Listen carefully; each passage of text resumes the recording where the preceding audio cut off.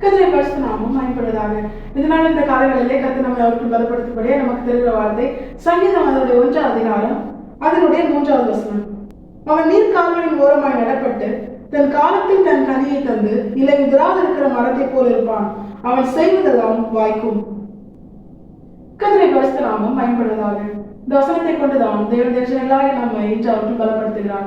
ஒரு பிரதானமான காரியத்தை தேவஜனங்களாக நாம் நீங்களும் சுதந்திரிக்க வேண்டும் என்று கர்த்தர் எதிர்பார்க்கிறார்.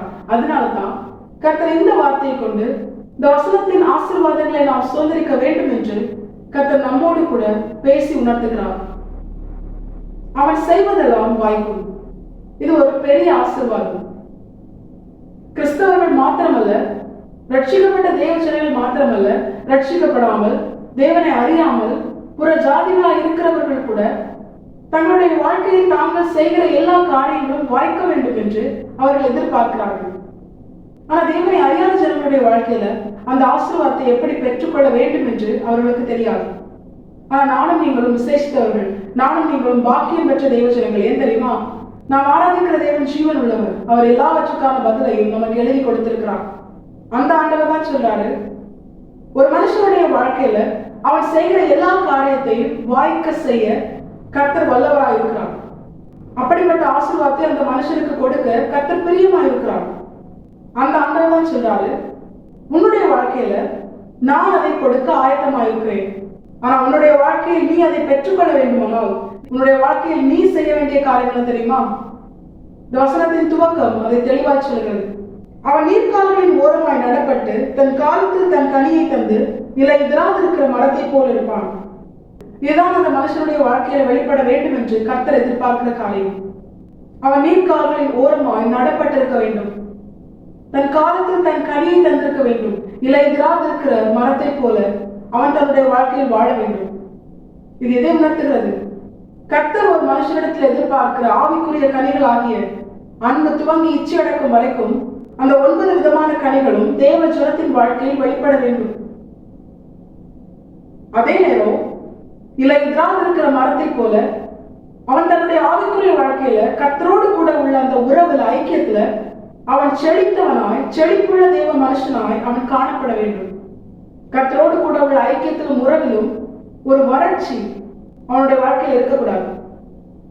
இப்படிப்பட்ட அனுபவங்களை அந்த மனுஷன் தன்னுடைய வாழ்க்கையில் வெளிப்படுத்த வேண்டுமானால் அவன் நீர்க்கால்களின் ஓரமாய் நடப்பட்டவனா இருக்கணும். எந்த ஒரு மனுஷன் நீர்க்கால்களின் ஓரமாய் நடப்பட்ட அனுபவத்தை உடையவனா இருக்கிறானோ அவனால் தான் தன் காலத்தில் தேவன் எதிர்பார்க்கிற கனியை தன் காலத்தில் தர முடியும். தேவன் எதிர்பார்க்கிற கனியை தன்னுடைய வாழ்க்கையில் வெளிப்படுத்த முடியும். ஆவிக்குரிய வாழ்க்கையில கர்த்தரோடு கூட உள்ள உறவில் ஐக்கியத்தில் அவன் செழித்தவனாய் இலை உதிராது இருக்கிற மரத்தை போல தன்னுடைய வாழ்க்கையில் வாழ முடியும். அந்த மனுஷனுக்கு தான் அவன் செய்கிற எல்லா காரியமும் வாய்க்கும்படியான அந்த மேலான ஆசீர்வாதத்தை கர்த்தர் கொடுப்பார். நீர்க்கால்களின் ஓரத்தில் நடப்பட்ட அனுபவம் என்பது எதை காண்பிக்கிறது தெரியுமா? பரிசுத்த ஆவியானவரின் நிறைவை காண்பிக்கிறது. புரியுற மாதிரி சிம்பிளா சொல்லணும், எந்த ஒரு மனுஷன் தன்னுடைய வாழ்க்கையில பரிசுத்த ஆவியானவரின் நிறைவை ஒவ்வொரு நாளும் பெற்றுக்கொள்கிறானோ, ஒவ்வொரு நாளும் பரிசுத்த ஆவியானவரால் பலப்படுத்தப்பட்டு நடத்தப்படுகிறானோ, அந்த மனுஷனுடைய வாழ்க்கையில கர்த்தர் எதிர்பார்க்கிற ஆவிக்குரிய கனிகள் அது நிறைவாக வெளிப்படும். அந்த மனுஷனுடைய ஆவிக்குரிய வாழ்க்கை கர்த்தரோடு கூட உள்ள உறவு ஐக்கியம் இது செழிப்புள்ளதா இருக்கும். அதுல எந்த வறட்சியும் சோர்வு இருக்காது. இந்த மனுஷனுடைய வாழ்க்கையில அவன் செய்கிற எல்லா காரியத்தையும் வாய்க்க பண்ண கர்த்தர் அவனோடு கூட இருப்பான். யோசேப்போடு கூட கர்த்தர் இருந்தார் என்று வேதம் சொல்கிறது. அது நிமித்தம் அவன் செய்கிற எல்லா காரியங்களும் கர்த்தர் வாய்க்க செய்தார். அந்த யோசேப்பை குறித்து பார்வோன் கொடுத்த சாட்சி என்ன தெரியுமா? பரிசுத்த தேவர்களின் ஆவி இந்த யோசேப்புக்குள் இருக்கிறது என்று பார்வோனை கொண்டு கர்த்தர் சாட்சி கொடுக்க வைத்தார். இதே போலதான் தேவர்களாகி நம்முடைய வாழ்க்கையில் நமக்குள்ளே பரிசுத்த ஆவியானவரின் நிறைவு இருக்கும் பொழுது ஆவிக்குரிய கனிகள் நிறைவாய் வெளிப்படும். கர்த்தரோடு கூட உள்ள உறவும் ஐக்கியமும் அது சரியானதாய் செழித்ததாய் இருக்கும். அப்படிப்பட்ட அனுபவம் நம்முடைய வாழ்க்கையில் இருக்கும் பொழுது நாம் செய்கிற எல்லா காரியத்தையும் கர்த்தர் நமக்கு வாய்க்க செய்வான். இதுல இன்னொரு காரியத்தை கர்த்தர் நமக்கு காண்பித்து எச்சரித்து உணர்த்துகிறார். அதுதான் இப்படிப்பட்ட அனுபவத்தை உடைய தேவ மனுஷன், பரிசுத்த ஆவியானவரால் அனுதினமும் பலப்படுத்தப்படுகிற தேவ மனுஷன், அவன் தேவனுக்கு பிரியமான கிரியைகளை மட்டும்தான் தன்னுடைய வாழ்க்கையில் செய்வான். ஏன்னா அவனுக்குள் இருந்து ஆளுகை செய்கிறவர் தேவனுடைய ஆவியானவர்.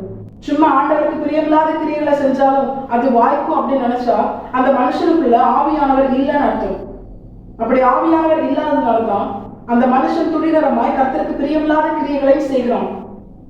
அந்த மனுஷனுடைய வாழ்க்கையில அவன் செய்கிற எந்த ஒரு காரியமும் வாய்க்காது. இப்ப தேவனுடைய ஆவியானவரால் நடத்தப்படுகிற, பலப்படுத்தப்பட்டு நடத்தப்படுகிற அந்த மனுஷன் தேவனுக்கு பிரியமான கிரியைகளை மட்டும் தான் செய்வான். அந்த மனுஷனுடைய வாழ்க்கையில அவன் செயல்படுத்துகிற தேவனுக்கு பிரியமான எல்லா காரியங்களும் கர்த்தர் வாய்க்கும்படியால் அவர் அனுகிரகம் செய்வான். இதே போல தேவஜனங்களாகி நமக்கும் கர்த்தர் செய்ய போதுமானவராய் உண்மை உள்ளவராய் இருக்கிறார். கர்த்தர் அதை விரும்புகிறார். அதனால்தான் நம்மோடு கூட அவர் பேசி உணர்த்துகிறார்.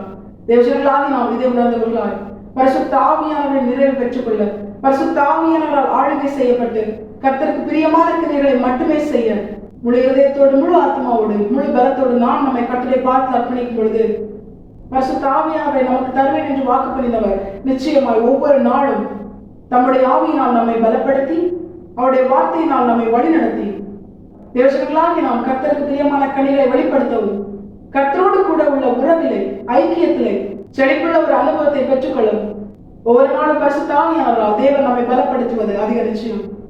கர்த்தர் சொன்னபடியே தேவஜனங்களாகி நம்முடைய வாழ்க்கையில நாம் செய்கிற எல்லா காரியத்தையும் அவர் நமக்கு வாய்க்க செய்து இம்மையிலே தம்முடைய ஆவியினால் நம்மை பலப்படுத்தி அவருடைய மனவாட்டியை நம்மை உருவாக்கி மறுமையிலே மனவாளனாக இயேசு கிறிஸ்துவோடு கூட நித்திய ஜீவனை சுதந்திரிக்க கர்த்தர் நமக்கு கிருபை செய்வது அதிக நிச்சயம். தேவஜனங்களாகி நாம் இதை உணர்ந்தவர்களாய் இந்த வசனத்துக்கு கீழ்ப்படிந்து வாழ நாம் நம்மை முழுமையாய் கர்த்தரை பார்த்து அர்ப்பணிப்போம்.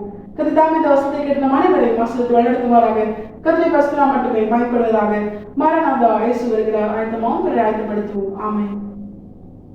பலன் ஒன்றுமில்லை என்று நான் அறிவேன், அவர் பலனின்றும் குறையவில்லை.